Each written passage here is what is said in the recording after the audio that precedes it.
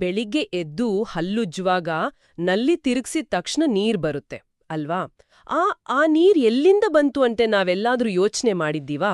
ಖಂಡಿತ. ಇದೊಂದು ತುಂಬಾ ಕುತೂಹಲಕಾರಿ ವಿಷಯ. ಎತ್ತರದ ಬೆಟ್ಟದ ಮೇಲಿನ ಮಂಜುಗಡ್ಡೆ ಕರಗಿ ನದಿಯಾಗಿ ಹರಿದು ಬರುವ ನೀರದು. ಹೌದು. ಇವತ್ತಿನ ನಮ್ಮ ಈ ಆಳವಾದ ಅನ್ವೇಷಣೆಯಲ್ಲಿ ಆ ನದಿಗಳ ರೋಚಕ ಪಯಣವನ್ನೇ ನೋಡೋಣ. ಬೆಟ್ಟದಿಂದ ಶುರುವಾದ ನೀರು ನಮ್ಮ ಮನೆಗೆ ಹೇಗ್ ಬರುತ್ತೆ ಅಂತ. ಇದೊಂದು ದೊಡ್ಡ ಇಂಜಿನಿಯರಿಂಗ್ ಮ್ಯಾಜಿಕ್. ಬೆಟ್ಟದಿಂದ ಬರೋ ನದಿಯ ನೀರನ್ನ ಮೊದಲು ದೊಡ್ಡ ಶುದ್ಧೀಕರಣ ಘಟಕದಲ್ಲಿ ಚೆನ್ನಾಗಿ ಕ್ಲೀನ್ ಮಾಡಿ, ಅಂದ್ರೆ ಆ ಉದ್ದನೆಯ ಪೈಪ್ಗಳ ಮೂಲಕ ನಮ್ಮ ಮನೆಗೆ ಕಳಿಸ್ತಾರೆ ಅಲ್ವಾ? ನಿಖರವಾಗಿ. ಆದ್ರೆ ಕುಡಿಯೋಕೂ ಮಾತ್ರ ಅಲ್ಲ, ನಮ್ಮ ರೈತರು ಭತ್ತ, ರಾಗಿ, ತರಕಾರಿ ಬೆಳೆಯೋದಕ್ಕೂ ಈ ನದಿಗಳೇ ಆಧಾರ. ಓಹೋ, ನನಗೊಂದು ಐಡಿಯಾ ಬಂತು. ಈಗ ಗಿಡಗಳಿಗೆ ನೀರ್ ಹಾಕೋಕೆ ಒಂದು ಡಬ್ಬಿ ಬಳಸ್ತೀವಲ್ವಾ? ಅದೇ ಹೌದು, ವಾಟರಿಂಗ್ ಕ್ಯಾನ್ ಅಂತೀವಲ್ಲ ಅದೇ. ಎಕ್ಸಾಕ್ಟ್ಲಿ. ಈ ಇರಿಗೇಷನ್ ಅನ್ನೋದು ರೈತರ ಜಮೀನಿಗೆ ನೀರುಣಿಸುವ ಒಂದು ದೈತ್ಯ ವಾಟರಿಂಗ್ ಕ್ಯಾನ್ ಇದ್ದಾಗೆ ಅಲ್ವಾ? ಪರ್ಫೆಕ್ಟ್ ಆಗಿ ಹೇಳಿದ್ರಿ. ನದಿಯಿಂದ ಸಣ್ಣ ಸಣ್ಣ ಕಾಲುವೆಗಳನ್ನ ಮಾಡಿ ಇರಿಗೇಷನ್ ಮೂಲಕ ಹೊಲಗಳಿಗೆ ನೀರು ಕೊಡ್ತಾರೆ. ಮತ್ತೆ ಬೆಳಗ್ಗೆ ಬಲೆ ಹಿಡಿದು ಹೋಗುವ ಮೀನುಗಾರರಿಗೆ, ಅಂಬಿಗರಿಗೆ ಅದೇ ಅವರ ಆಫೀಸ್ ಇದ್ದ ಹಾಗೆ, ಹೋದಲ್ವಾ? ಅದೇ ಅವರ ಜೀವನ. ಆದ್ರೆ ನನ್ಗೊಂದು ಡೌಟ್ ಇದೆ. ನಾವೆಲ್ರೂ ಹೀಗೆ ಆ ದೈತ್ಯ ವಾಟರಿಂಗ್ ಕ್ಯಾನಿಂದ ನೀರ್ ತಗೊಳ್ತಾ ಇದ್ರೆ ಬೇಸಿಗೆಯಲ್ಲಿ ಮಳೆ ಇಲ್ದಾಗ ಏನಾಗತ್ತೆ? ನದಿ ಒಣಗುತ್ತೆ ಅಂತಾನೆ ನಿಮ್ಮ ಆ ಪ್ರಶ್ನೆ ಅಲ್ವಾ? ಹೌದು. ಆಗ ನಾವೇನ್ ಮಾಡ್ತೀವಿ? ಅದಕ್ಕೆ ನಾವು ಡ್ಯಾಮ್ ಕಟ್ಟೋದು. ಬೇಸಿಗೆಗೆ ಬೇಕು ಅಂತಲೇ ನದಿಗೆ ಅಡ್ಡ ಹಾಕಿ ಒಂದು ಬೃಹತ್ ದೊಡ್ಡ ಗೋಡೆ. ಅಂದ್ರೆ ಈ ಡ್ಯಾಮ್ ಅನ್ನೋದು ನಾವೆಲ್ಲ ದುಡ್ಡು ಕೂಡಿಡುವ ಪಿಗ್ಗಿ ಬ್ಯಾಂಕ್ ತರಹನಾ? ಹೌದು, ಒಳ್ಳೆ ಉದಾಹರಣೆ. ಮಳೆಗಾಲದಲ್ಲಿ ಬರೋ ನೀರನ್ನ ಆ ಡ್ಯಾಮ್ ಹಿಂದೆ ನಿಲ್ಲಿಸ್ತೀವಿ.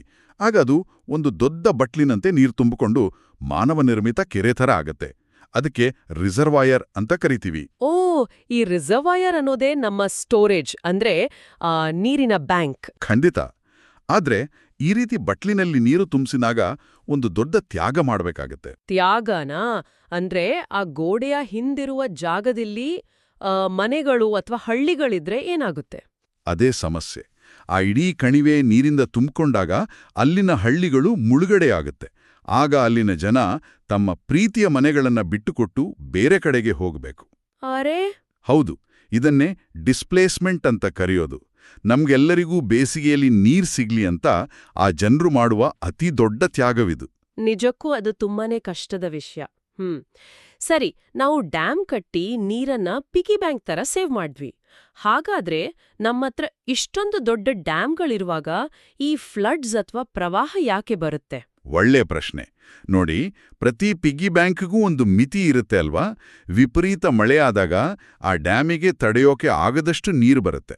ಓಹೋ, ಅಂದ್ರೆ ಆ ಬಟ್ಲು ತುಂಬಿ ಹೊರಗೆ ಚೆಲ್ಲುತ್ತಾ? ಹೌದು. ಆ ಬಟ್ಲು ಪೂರ್ತಿ ತುಂಬಿ ಹರಿಯಲು ಶುರುವಾದಾಗ ನೀರು ಬೇರೆ ದಾರಿ ಇಲ್ಲದೆ ದಡಮೀರಿ ಊರುಗಳ ಕಡೆಗೆ ನುಗ್ಗುತ್ತೆ. ಇದನ್ನೇ ನಾವು ಫ್ಲಡ್ಸ್ ಅಂತೀವಿ. ಅಯ್ಯೋ, ಫ್ಲಡ್ಸ್ ಬಂದಾಗ ನೀರು ಊರಿಗೆ ನುಗ್ಗಿ ಮನೆ, ರಸ್ತೆ, ಬೆಳೆಗಳಿಗೆಲ್ಲ ಹಾನಿ ಮಾಡುತ್ತೆ ಅಲ್ವಾ? ಖಂಡಿತ ಮಾಡುತ್ತೆ. ನೀರು ಅತಿ ವೇಗವಾಗಿ ನುಗ್ಗುತ್ತೆ.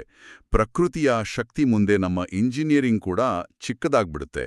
ಅದಕ್ಕೆ ಮಳೆಗಾಲದಲ್ಲಿ ನದಿಯ ಮಟ್ಟವನ್ನು ನಾವು ಎಚ್ಚರಿಕೆಯಿಂದ ಗಮನಿಸ್ತಾ ಇರ್ಬೇಕು. ನೀರು ಜಾಸ್ತಿ ಆಗ್ತಿದೆ ಅಂದ ತಕ್ಷಣ ನಾವು ಎತ್ತರದ ಸುರಕ್ಷಿತ ಜಾಗಗಳಿಗೆ ಹೋಗ್ಬೇಕು. ಅದೇ ಅತಿ ಮುಖ್ಯ. ಅರ್ಥ ಆಯ್ತು. ಅಂದ್ರೆ ನದಿಗಳು ನಮಗೆ ನೀರು, ಆಹಾರ ನೀಡುವ ಜೀವದಾತೆಯರು. ಡ್ಯಾಮ್ಗಳು ಆ ನೀರನ್ನು ಕಾಯ್ದಿರಿಸುವ ಬ್ಯಾಂಕ್ಗಳು. ಆದ್ರೆ ಫ್ಲಡ್ಸ್ ಬಂದಾಗ ಪ್ರಕೃತಿಯ ಅಪಾರ ಶಕ್ತಿ ಎಷ್ಟು ಅಂತ ನಮ್ಗೆಲ್ಲ ಗೊತ್ತಾಗುತ್ತೆ. ನಾವು ನದಿಗಳನ್ನ ಗೌರವಿಸ್ಬೇಕು. ನಿಜ. ಇವತ್ತಿನ ಈ ಮಾಹಿತಿಯ ಪ್ರಯಾಣ ತುಂಬಾನೇ ರೋಚಕವಾಗಿತ್ತು.